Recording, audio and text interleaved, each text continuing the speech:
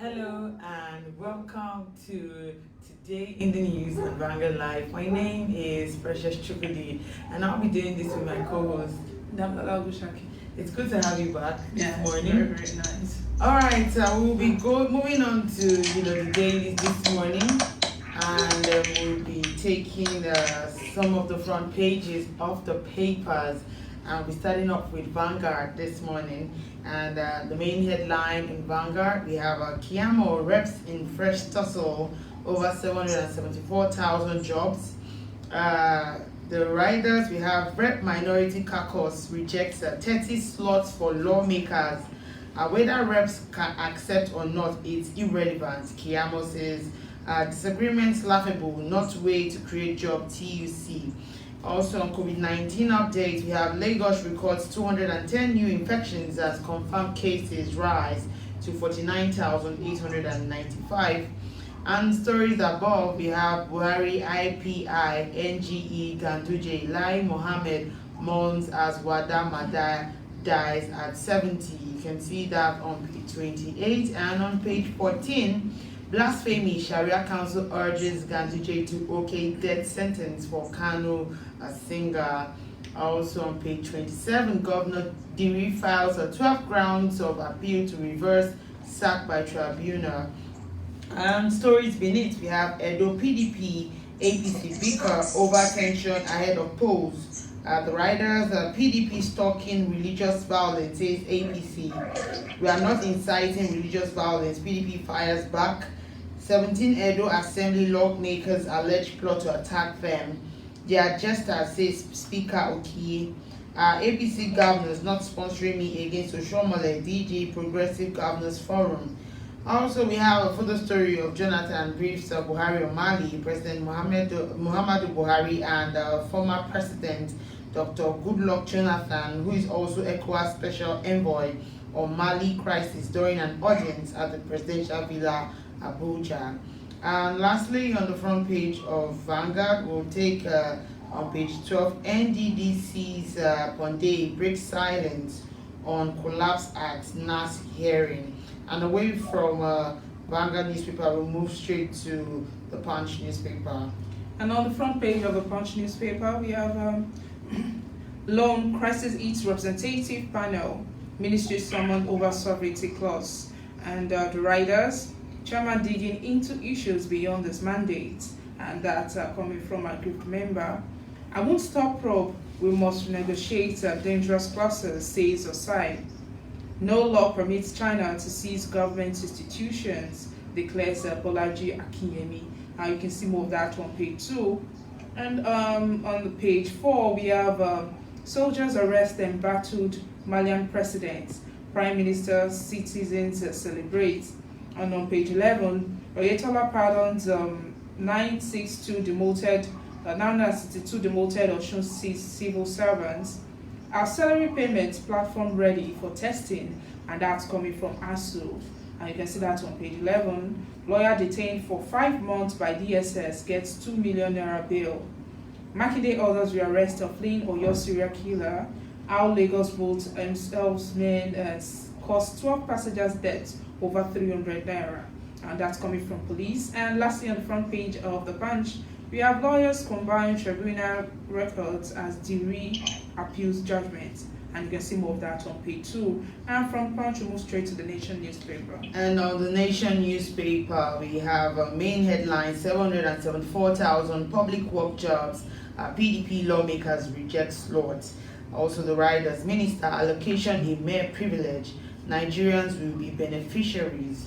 And the stories above, police probe dirty fight between Ohakim and woman. And that's all we can take on the front pages of the papers. We'll have a guest who's going to join us via Zoom. He's in the person of Mr. Oladrigbe Adegbenro Oladrigbe, and he's the Executive Director, Emergency and Risk Alert, and former head Humanitarian and Resilient Conflict and Emergency Action Aid Nigeria. We're going to go on a short break. When we come back, Mr. Adegbenro Oladrigbe will join us via Zoom. We'll be right back.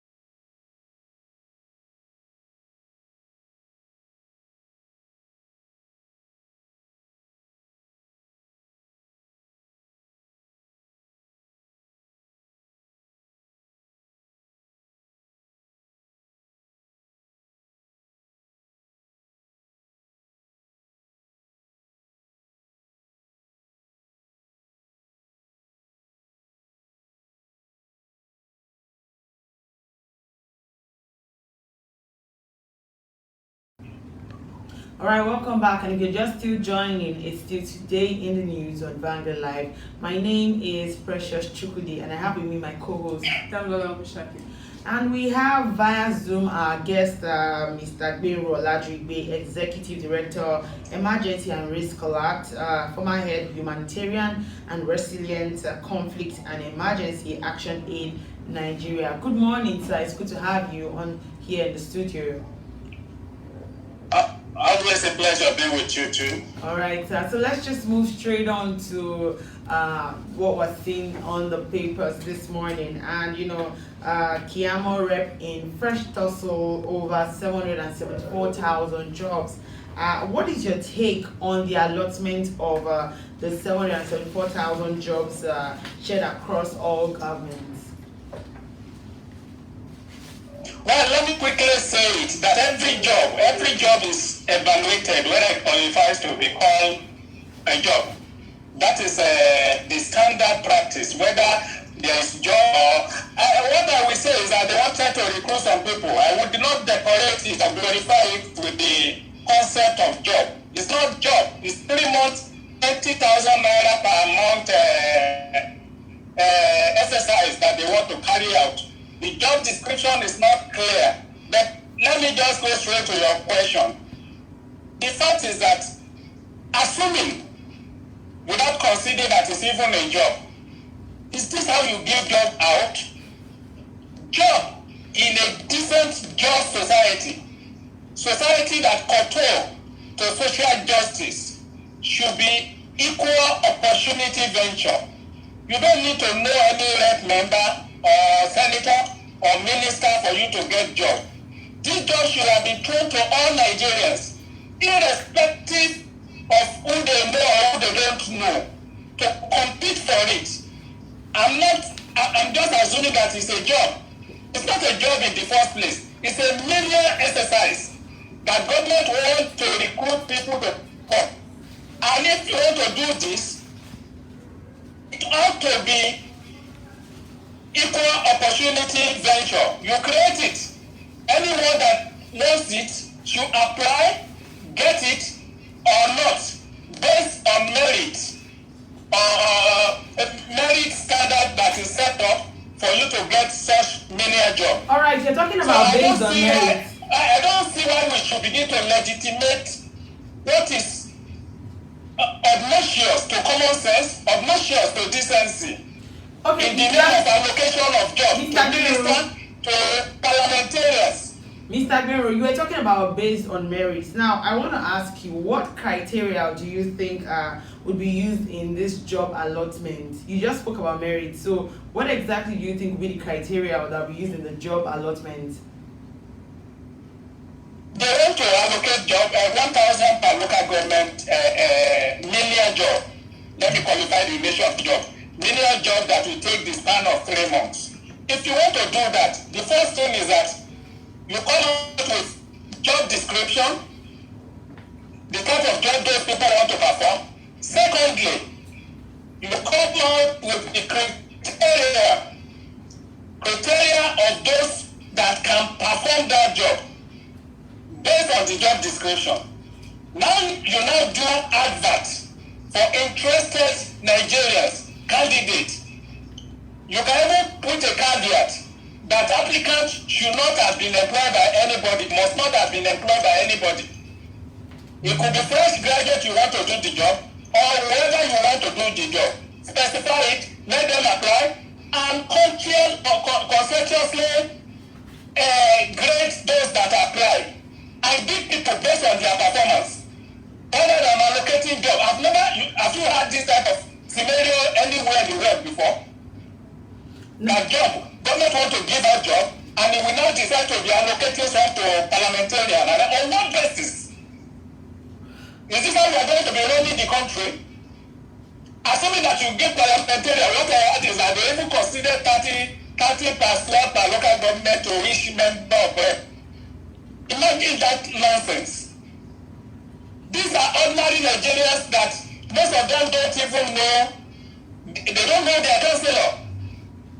And now, these people now will begin to use it as tool for aggravating the anger, the oppression by changing categories of people who are not their party loyalists. All right, so how do we ensure, Mr. Gbero, how do we ensure that the program benefits Nigerians and it will be like the case of NDDC? I don't even see this job benefiting any Nigerian because the job they are going to do is not clear. For example, you can say that, okay, you have done job mapping in the country and you find out that primary schools, they don't have enough. I'm just setting it as a classical example that they don't have. You want to recruit 1,000 primary school teachers which will have at least NCE. Then you cannot begin to talk of the benefit of the job. But the job you are going to do is not specified, it's not categorized, it's not standardized, and the description for that job is not known, except maybe to the minister or to whoever put up the idea. I think the idea is for the whole Nigeria to see them as giving out job. But as far as I'm concerned, this is not job, it's a wasted venture. If they want to do things that will help the youth, they should carefully plan it and say that, okay, we want you to learn for 3 months, maybe a trade, a particular trade. At the end of the trade, we are going to pay you maybe 100,000 naira so that you can have one job, have a job pack, job kit that you can use to begin to hand through what you have learned. That one is understandable. I've never seen this type of thing before. Are they going to be digging graves? Are they going to be cleaning gutters? Are they going to be sweeping streets? We must consider that and we must relate every job that you give out. There must be a preceding job assessment, needs assessment that job is need within society. Assuming that you are in an environment that is not clean and you want somebody to come and be part of your sanitation network, you say, okay, that one is clear. You declare without ambiguity. You cannot begin to take the benefits of the job to society, to the environment. Assuming it's a sanitary job that they want to be doing. Okay, so let's talk about this one now. Let's talk about what the minority caucus of the House of Representatives, what they rejected the government's offer of 30 job slots for constituents of each state. And also the Minister for Labor and Employment, that's Mr. Festus Keyamo, has reacted to that and has said that the 774,000 jobs was just a privilege and not a right. What's your take on that statement? There's nothing called privilege, there's nothing. Look, I have told you what job should look like, and now people should assess job. What Keyamo has done, is my friend, I initially praised him for actually not conceding any slot. But the position should be no single slot should be given to a senator, no single slot should be given to a minister, no single slot should be given to anybody. Let Nigerians that are qualified apply for this job, this so-called job. And if they get it on merit, and everybody will be happy, even if you don't, not that you leave people on the mountain of lamentation, that they didn't get, they will be then allowed to say that if I have had somebody that is a member of REP, I will have got it. If I am in this party, the REP man or the senator will have given me the job. What type of country are we building? That is unfair to majority of people that may not have access to these characters, to us. Yes, and that's why I want to. That's why this brings me to this statement that what happens to those who are not connected to politicians? How then will they get this job since it's been allocated across all governments? I think this is part of corruption, systemic corruption that we are talking of in Nigeria. What you are seeing playing out is that Nigerians have legalized corruption. It's not about when you take money alone. It's about when you exchange people. How can the rep be saying that I must get particular allocation of job because I represent people? That's the role of the legislator. To go and represent them to get job or what? What qualifies people to get job is their aptitude, is their attitude, is their academic qualification or whatever qualification that is in job description and specification. and not whether they know a senator, whether they know a rep member, whether they know a minister, whether they know a local government chief, or whether they know a king or a prince. All these badass, until we stop it, we are going to get stuck in Nigeria. These are social injustices, elements of social injustices that have made our country extremely conflicted, extremely ridden with anger, extremely ridden with violence, because those you shall change without the society that they think are short-changing them. So this is not, it's annoying. It's at the same time unacceptable. It's unjust. The type of, the way we and to say that this is a public call for exercise of familiar job, it's even more annoying. Okay, because jobs should be given out to Nigeria without regard to sex, without regard to where you are from, without regard to who you know or who you don't know. Children of nobody should have access to everything that children of somebody has access to in Nigeria. And that is equity, that is justice, and that is the expectation of a development-focused society. Okay, Mr. Gbero, let's talk about the elections in Edo State. So APC in Edo State accused Governor Godwin Obaseki of fueling religious tension ahead of governorship election in Edo State. I know this is actually not the first time that the two parties are accusing each other of something, and Nigerians are beginning to think that elections in Edo State and politics now, it's a game. What's your take on this? Well, if you have been following their campaign, if you have been following the virtues from the two of them, you will know that when they are accusing one of the others, the other is equally doing it. It's mutual assured destructive tendencies that if it's not well managed, it's going to lead to anarchy in Edo State. So it's not about APC accusing PDP or PDP accusing APC. The two parties, particularly those two major parties, are extremely desperate to get power or to retain power. So the desperation is clear to everybody. The cloud of fear has formed in Edo State, and what everybody is waiting for is the apocalypse of that cloud, creating major damage to people in Edo State via violence.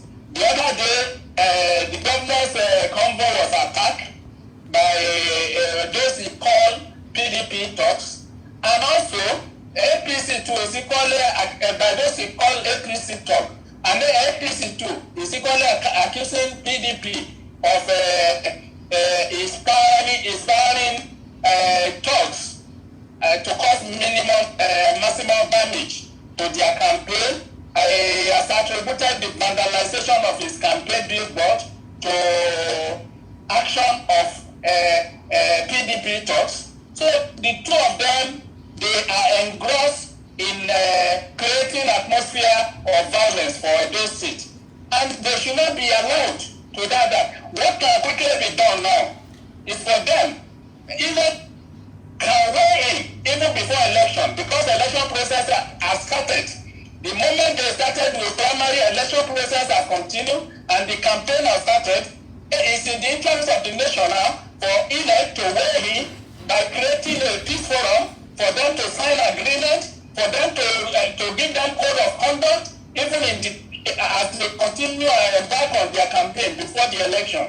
Okay. It will be too late, and those who are going to be affected are ordinary Edo citizens who know nothing about what they want to use the power for in the first place. Okay. So I think in the interest of the public.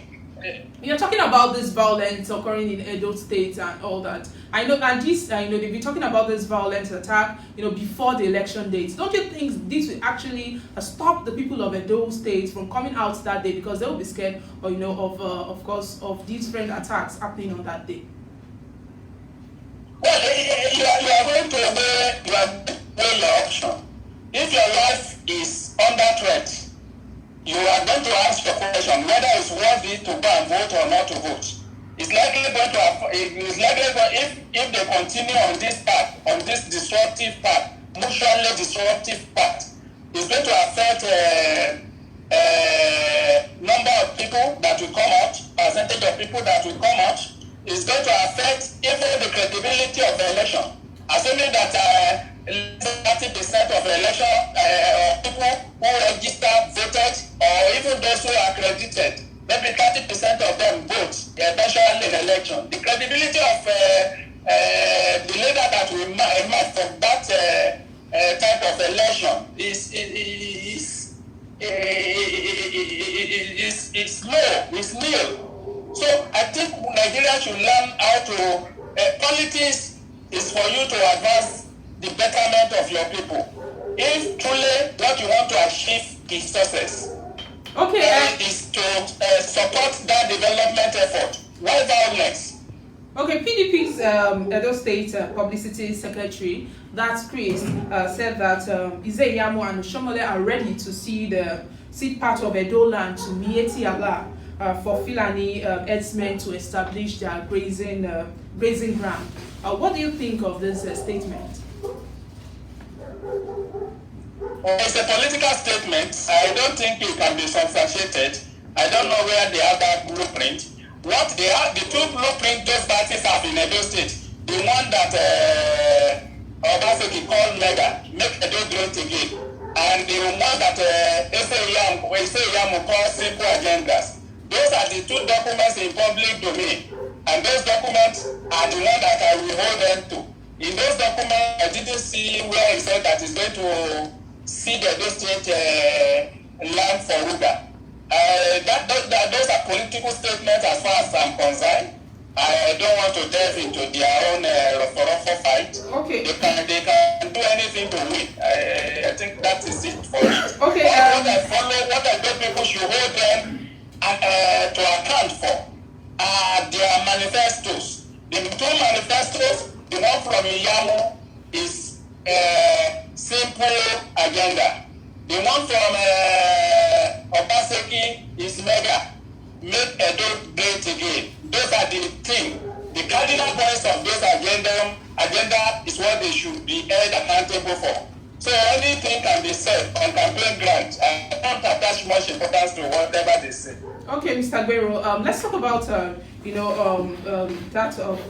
what's happening in Kano. So the Supreme Council for Sharia has advised Governor Abdullahi Ganduje of Kano State to approve the execution of the musician, that's Sharif Yahaya, who was recently sentenced to death by the Sharia court in Kano for alleged blasphemy. What do you think of these, of them asking for the governor's support? I think we should equally be, especially those from the north, the northern governors who claim to be practicing Sharia, should be very, very careful in this country. This country is a secular state, constitutionally affirmed to be a secular state. That is, no religion should be promoted. No religion should be promoted, especially when it clashes with people's fundamental human rights, freedom of thought, freedom of expression, freedom of speech. Those are the things that are a confrontation with the so-called judgment from Kano. Anybody should be free to hold his or her thought. No, but according to Nigeria, Mr. Guerrero, according to Muslim Lawyers Association, to the extent of the Constitution, the Sharia judge constitutionally said the conviction was unconstitutional, was illegal, was a abridgment of person's rights. Mr. Guerrero, wait. According to Muslim Lawyers Association, that it said that the general public should understand that Sharia is actually a Muslim law applicable to only Muslims. Therefore, any person who accepts that they are Muslims should actually must be ready to obey the Sharia, irrespective of whether or not it actually goes with them, as long as they agree to be Muslims. That is baladash. That is arrogant rubbish. What we have, the government of Nigeria is the Constitution. The government is the Constitution. So every other law, whether you call it Sharia law, whether you call it Kano even international law must be domesticated to align with the constitution of Nigeria, not to talk of the so-called other subsidiary law. So you think that Sharia courts do not have the constitution has secured the state to be a secular state. Secular state means that there is no promotion of any religion or religious idea, religious thought, religious law above this constitution. That is the ground of the country. So every Nigerian is a Nigerian. Neither not a Muslim, not Christian, not pagan. You should be treated as Nigerians when you violate law, and not as Muslim, not as Christian, not as pagan, not as atheist. So you think that the Sharia courts actually have no rights, to pass a death sentence on someone? It has no right to pass death sentence on somebody holding his thought. In this particular sense or particular material, you are talking of somebody that expresses himself. And if you ask them, what is blasphemy? What is blasphemy? Law of Nigeria, what law of Nigeria allows is that no matter what I say against you, you can take me to court. It could be criminal, it could be civil in nature. God is not a citizen of Nigeria. Allah is not a citizen of Nigeria. You cannot owe somebody to account for blasphemy, any of them. That is what I'm saying. But there's actually everybody can, as a matter of fact, the law of Nigeria, the constitution of Nigeria, won't allow anybody to hold on to the faith he believes. What of if you ask the man and he says he's not a Muslim? The fact that you are born in the north doesn't make you a Muslim. The fact that you bear Christian's name does not make you a Christian. So what are they saying? Who tried that? For which data? So that is rubbish, errant rubbish, all of that. And it shouldn't be allowed. If they allow that, they are laying foundation for a Nigeria that constitution will not be able to go together. All right, let's look at freedom of expression and Lagos co-chairman, National Consultative Front, and that's Professor Pat Utomi has expressed worry over the assault on freedom of expression in the country. And he was talking about how he has urged Nigerians to resist a return to dictatorship. Now, he's saying this as a result of what's been happening of late, that his co-chair, that's Mr. Gali Naba, and Dr. Obadiah Malafia, when they were invited by DSS on account of remarks that they made. Now, this is my question to you. Do you think, as a people, we are being stifled from speaking our truth?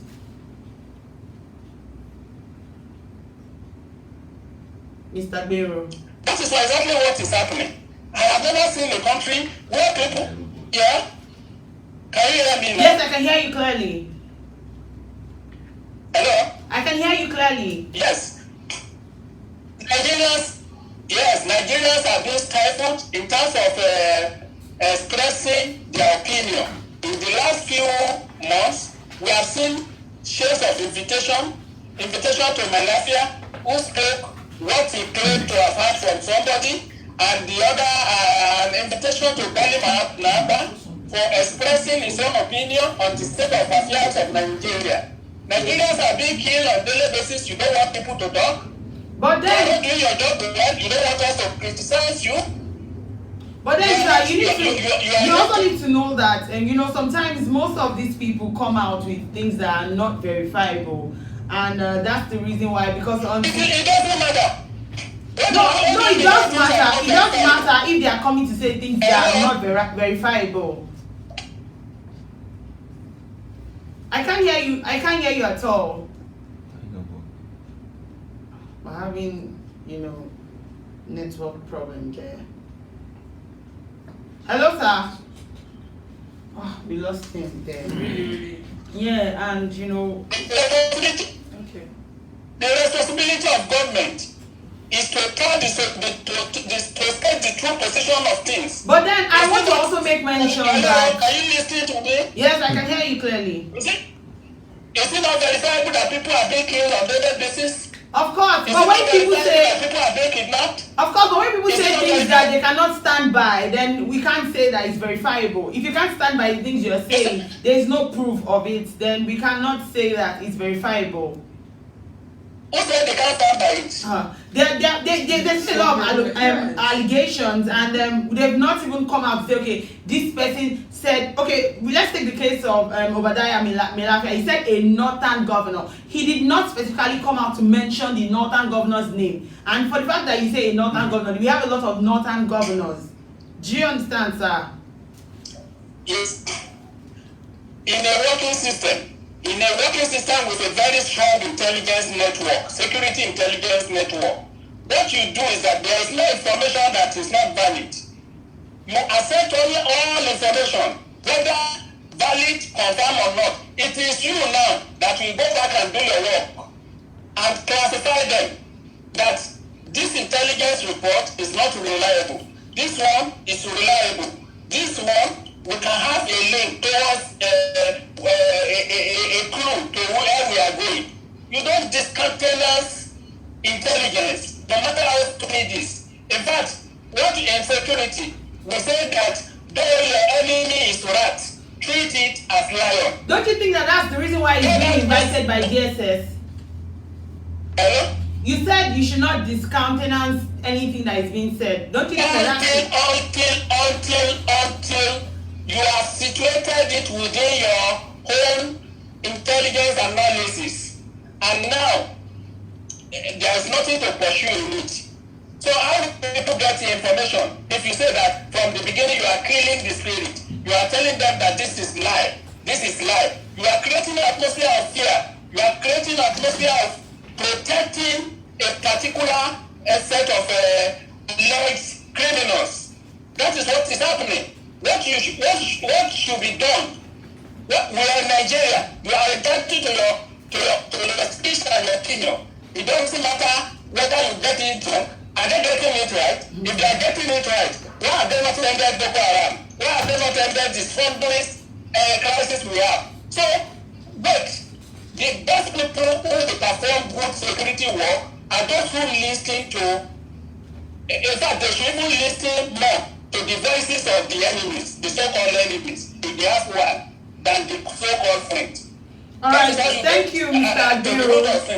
Thank you, Mr. Agbero Oladrigbe, Executive Director, Emergency and Risk Alert, former head, Humanitarian and Resilience Conflict and Emergency Action Aid, Nigeria. Thank you for joining us on the show.